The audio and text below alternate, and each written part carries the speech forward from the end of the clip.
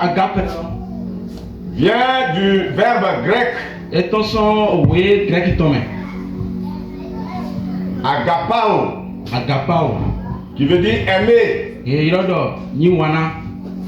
Et c'est ce verbe qui donne son nom, le nom agape.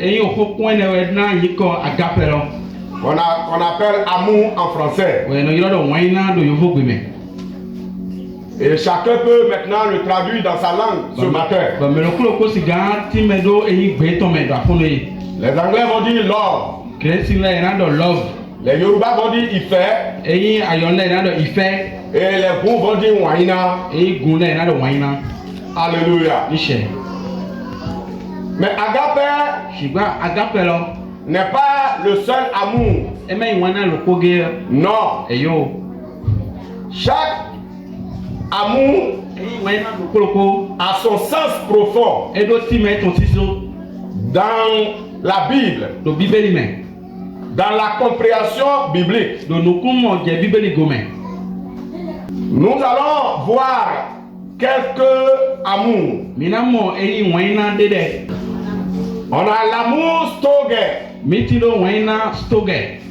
qui veut dire un amour affectif, un amour familial, c'est-à-dire ce que vous avez avec vos enfants. C'est pas agape. Non, c'est le Stoge. Et après Stoge, on a l'amour qu'on appelle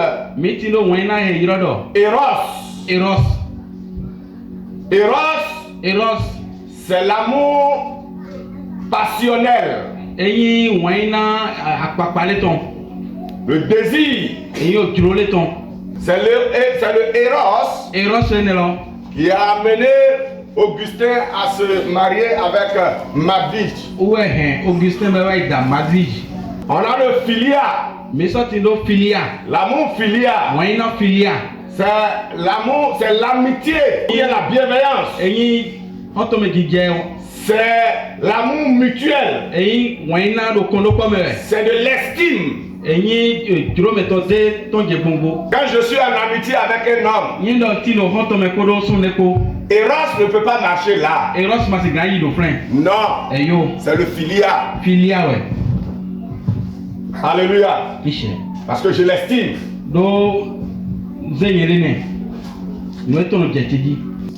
Et maintenant, on a le agape. C'est un amour spirituel. C'est un amour inconditionnel. C'est un amour sain. C'est un amour sans intérêt. Comparons maintenant ces amours que je viens d'expliquer. Et vous-même déduisez. Quel genre d'amour l'église doit avoir? L'amour qui part de agape. Vous allez voir que ça peut vous traîner dans Stoge. C'est-à-dire l'amour agape vous amène à être une famille. Et ça peut vous amener à l'amour Eros, qui est l'amour passionnel. C'est pour vous dire que au-delà de tous les amours que nous venons de citer, la racine même c'est agape. Le filia peut vous amener à Eros. C'est-à-dire l'estime. J'estime ce gars. Je suis fan de ce gars. Je suis fan de cette fille. Ça peut vous amener à Eros. Jusqu'à ce que vous vous mariez. N'est-ce pas? Le filia peut vous amener à Eros. Mais lorsqu'il n'y a pas de agape, le filia et le Eros seront focalisés sur le matériel seulement. Et ça veut dire que le jour que le matériel fera défaut, si c'est la forme de la fille là qui te plaît, ça veut dire ça c'est le filial, ça c'est l'estime, le sentimental. Mais lorsqu'elle va perdre cette forme, vous allez voir que le divorce va venir. Et si c'est le Eros, ça c'est le quoi? C'est l'amour sentimental, n'est-ce pas? Voilà. Mais le jour que le sentiment va disparaître, l'amour va disparaître. C'est pourquoi ce matin, avant que je ne fasse allusion au verset biblique, j'aimerais que chacun de vous mette dans son esprit ce qu'on appelle agape. Agape, c'est l'amour que vous devrez rechercher. C'est l'amour que vous devrez cultiver. Quand tout est assis sur agape, rien ne peut basculer votre couple. Rien ne peut basculer votre famille. Rien. Rien ne peut vous diviser. Frères et sœurs, parents, rien ne peut vous diviser. Et je m'en vais vous signaler ceci. Parmi nous les frères et sœurs, il y a des gens qui ont l'amour qu'on appelle le stoge, c'est-à-dire la famille est très importante pour eux. Mais il y a des frères qui ont l'amour Eros. Et il y a d'autres frères qui ont le filia, l'estime. Faites attention à ces gens de frères dans la famille. Si vous ne faites pas attention, le jour qu'ils ne vont pas trouver leur intérêt, ils sont frustrés. Ils ne parlent pas avec les gens. Ils sont dans leur coin. Ils sont nerveux. Parce qu'ils n'ont pas quel amour. Ils n'ont pas agape. Ils aiment leur grand frère parce que ils veulent donner quelque chose. Ils aiment leur soeur parce qu'elle donne quelque chose. C'est-à-dire le jour que la soeur ou le frère n'en a pas, et ils n'ont pas l'amour. Allons utiliser un seul verset d'abord. Jean chapitre 3 verset 16. Pour comprendre le sens profond de agape. On y va. Car Dieu a tant aimé le monde qu'il a donné son Fils unique afin que quiconque croit en lui ne périsse point, mais qu'il ait la vie éternelle. Alléluia. Amen. Car Dieu a tant aimé. Le verbe aimer là,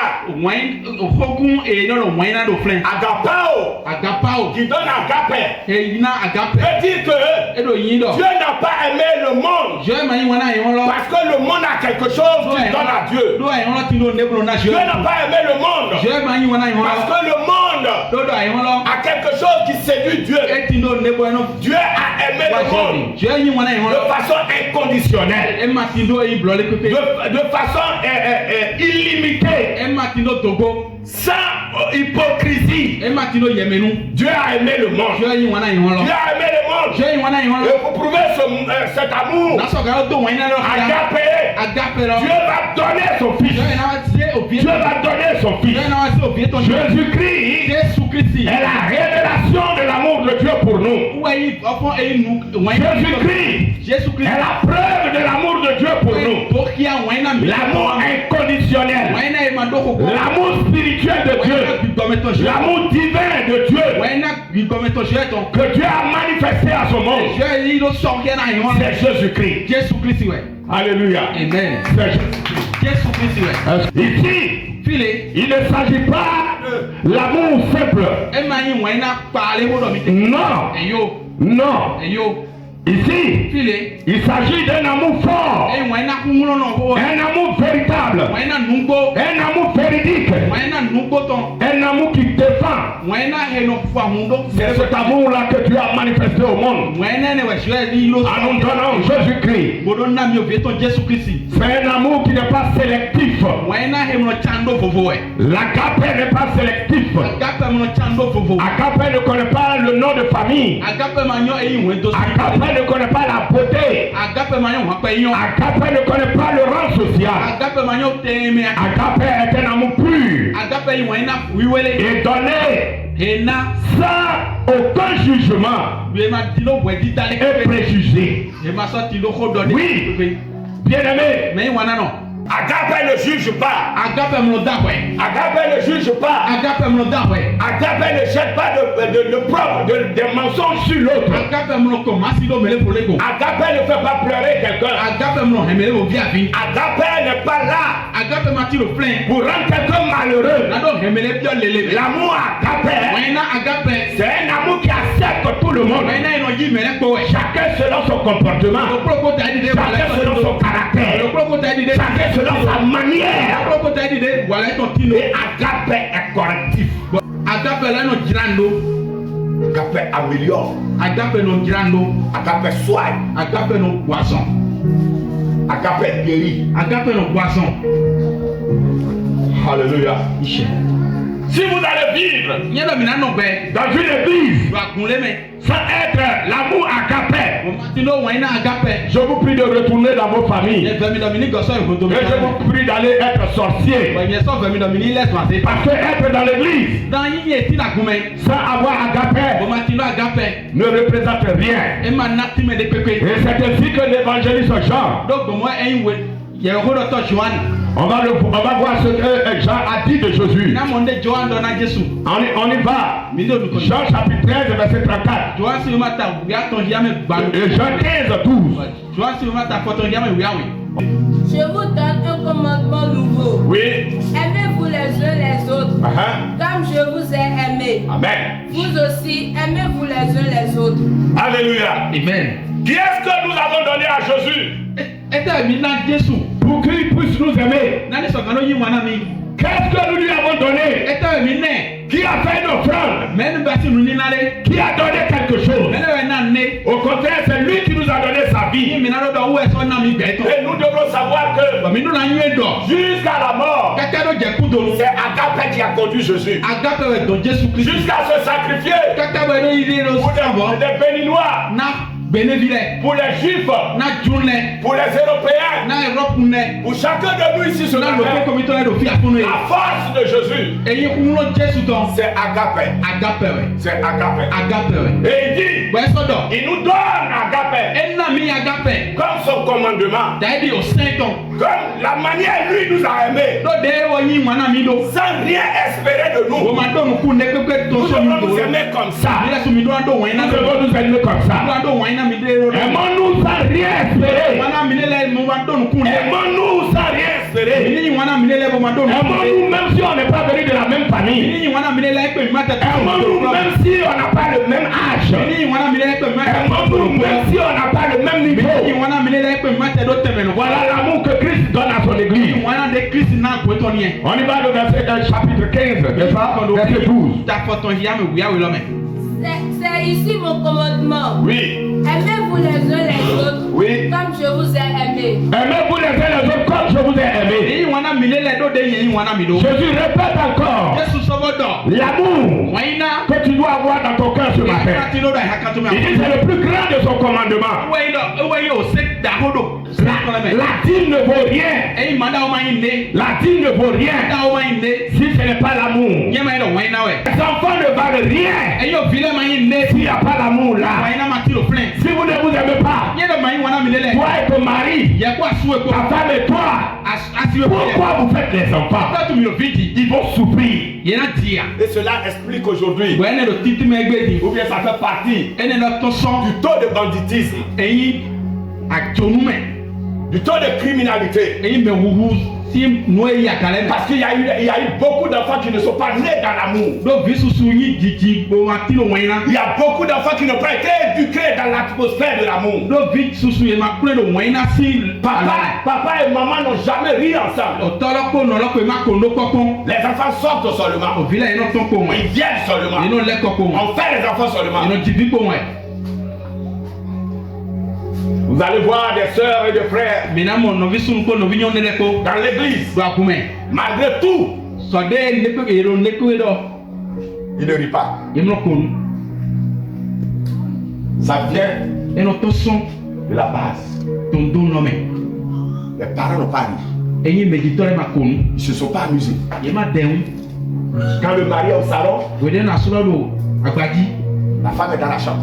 Quand la femme est dans le salon, le mari est dans la chambre.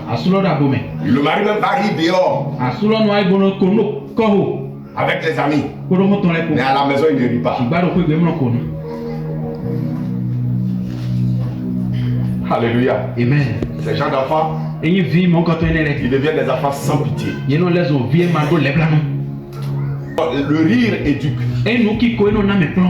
S'amuser entre l'époux et l'épouse, ça éduque. Ça éduque. Ça éduque les enfants. Quelqu'un avec moi?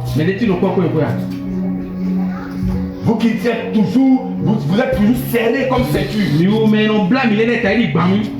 Serrés comme ceinture. Des gens dans l'église, ils ne dansent même pas. Parce que papa et maman n'ont pas dansé devant eux. Non. Quand papa porte son bomba le matin, c'est pour revenir à 22h. Il mange, il va dans la chambre. C'est le manque d'amour. Pourquoi le stress? Vous ne vous donnez même pas la joie. Et à chaque fois vous êtes malade. Travail, le lit, la nourriture, le lit, problème, le lit, la nourriture, travail, et le loisir, et le plaisir. Vous mettez ça où?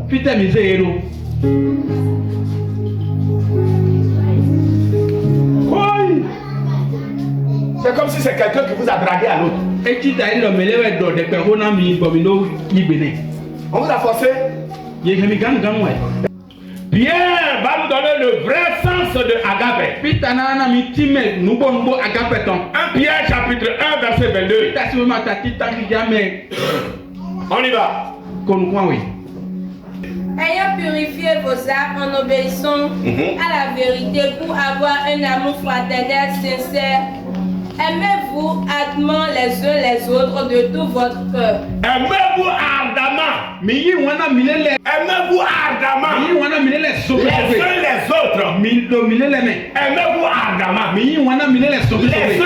Les autres.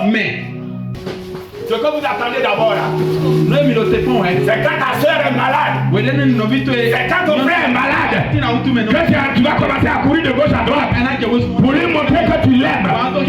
Donc tu es mauvais jusqu'à ce point. Tu attends des situations difficiles avant de montrer ton amour. Pourquoi ta soeur ne peut pas se lever? Regardez son grand frère. Est-ce que moi je dois être un grand frère comme lui là, avoir celle-là que je ne suis pas content? Si moi je suis celui-là, si je suis celui-là, celle-là elle a de sérieux problèmes. Quand je la vois dans les couloirs de la maison, elle va voir la faute. Oh, laisse-moi t'embrasser un peu, non? C'est comme ça. Pierre dit aimez-vous ardemment. Et dans l'église, on doit s'aimer ardemment. De cette manière que la famille doit avoir peur de notre église. Le pasteur doit couvrir ses fidèles d'amour. Afin qu'à la maison, quand il les menace, celui qui les menace doit faire attention. conception. Bien-aimé, l'amour dans l'église doit être fort. Personne pleure à la maison. Et quand elle vient dans l'église, elle doit repartir à la maison avec les rires. C'est ça agape. C'est ça l'amour agape. Est-ce que quelqu'un m'écoute ce matin? L'amour dans l'église doit être puissant de telle manière que la dame là, le monsieur là, qui est triste à la maison, s'il vient à l'église et il te voit quand il repart à la maison, ceux qui l'ont rendu triste doivent être confus.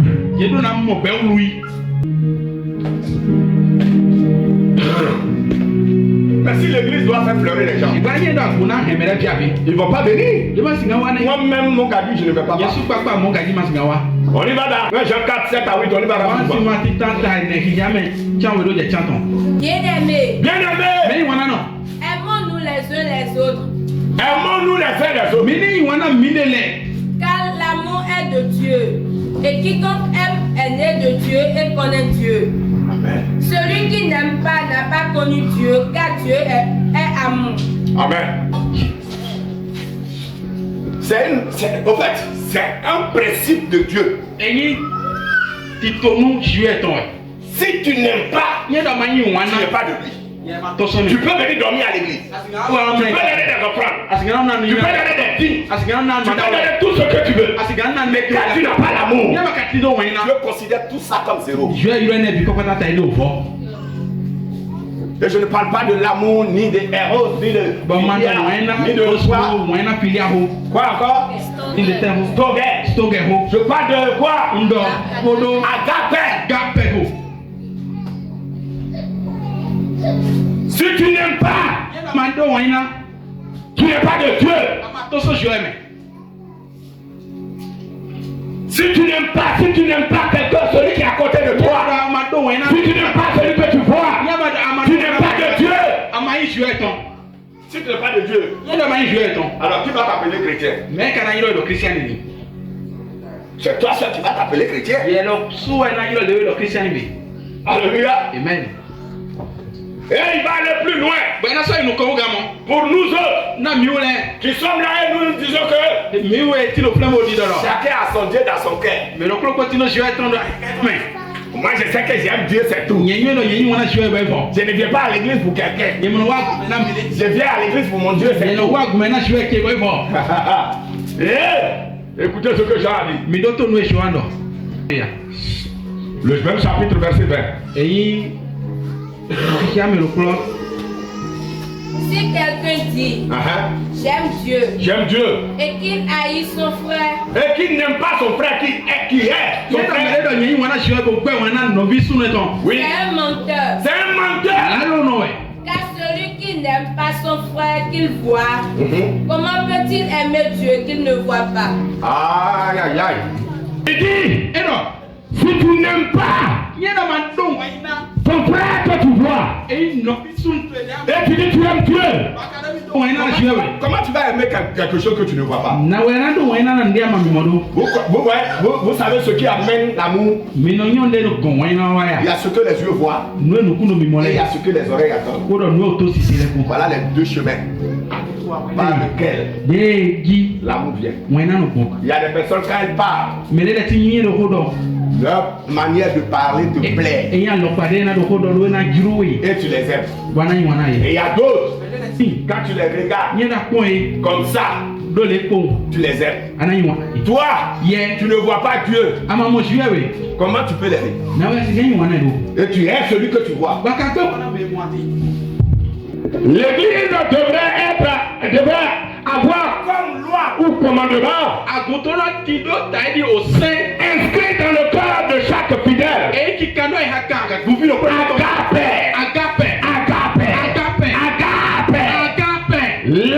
Agape doit être au-delà des repas que nous partageons. Agape doit être au-dessus des fêtes que nous célébrons. Agape doit être un comportement, une vie. Agape doit être une consécration. Tout ce que nous faisons dans l'église doit être agape. Alléluia. D'où viennent les crises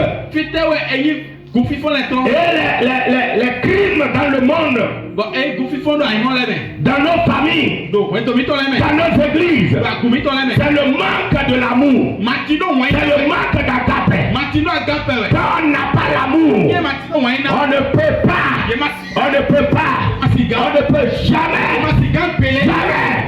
jamais avoir la paix. C'est l'amour qui produit la paix. C'est l'amour qui produit la paix. Et là où vit agape, là où agape réside, le cœur dans lequel se trouve agape, il doit avoir un autre mot grec. On l'appelle aphésis. Agape doit accoucher aphésis. Aphésis veut dire pardon. Pardon. Là où il y a agape, il doit avoir le pardon. Là où il y a l'amour inconditionnel, l'amour réel, il doit avoir le pardon. Si tu as vraiment l'amour comme Christ, tu dois pardonner.